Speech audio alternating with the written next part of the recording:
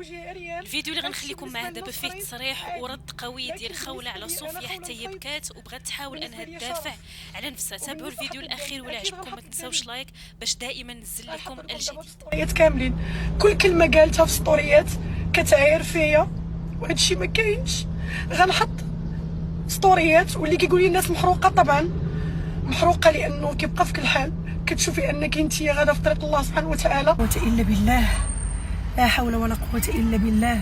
الانسان هي فاش كتبات الكتبه ديال كانت كتبات هي 15 يوم غتصيفطني لسويسرا، فهي كانت معوله اليوم 15 يوم انها تصيفطني، وهي قالت لي هذا الكلام هذا وقالته امام الملأ وانتم شاهدين على كل شيء، لكن انا ما ديتش عليها. انا اللي قارحني هو قرحه ديال ولادي اللي في القبر، ولكن ما غنبكيش وما غنستعطف حتى شي واحد.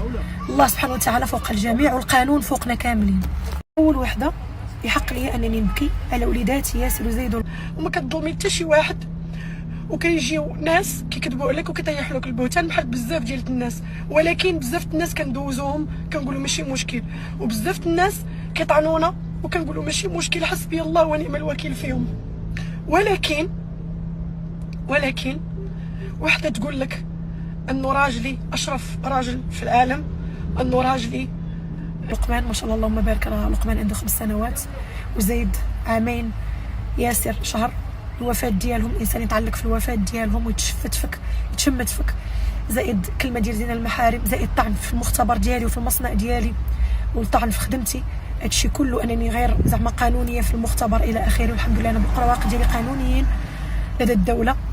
القانون فوق الجميع، قانون غيحكم بالحق لا ليا لا ليها. وهذا الاتهام اللي نزلت عليا انني انا هادشي اللي قالت كله غيتحط عند القضاء. اللي غنقول هو انا ما غنبكيش كيف دارت هي باش تستعطف الراي العام. انا ما كنعرفش الشياطين وما كنعرفش القوالب، انا عندي غير ليشان. حسبي الله ونعم الوكيل في كل ظالم، حسبي الله ونعم الوكيل في كل كاذب. والحمد لله اللي كاينين الكاميرات، والحمد لله لكل شيء شاهدين عليه. الحمد لله كنحمد الله ونشكر ان كاينين الشهود ديال الدنيا والكذوب على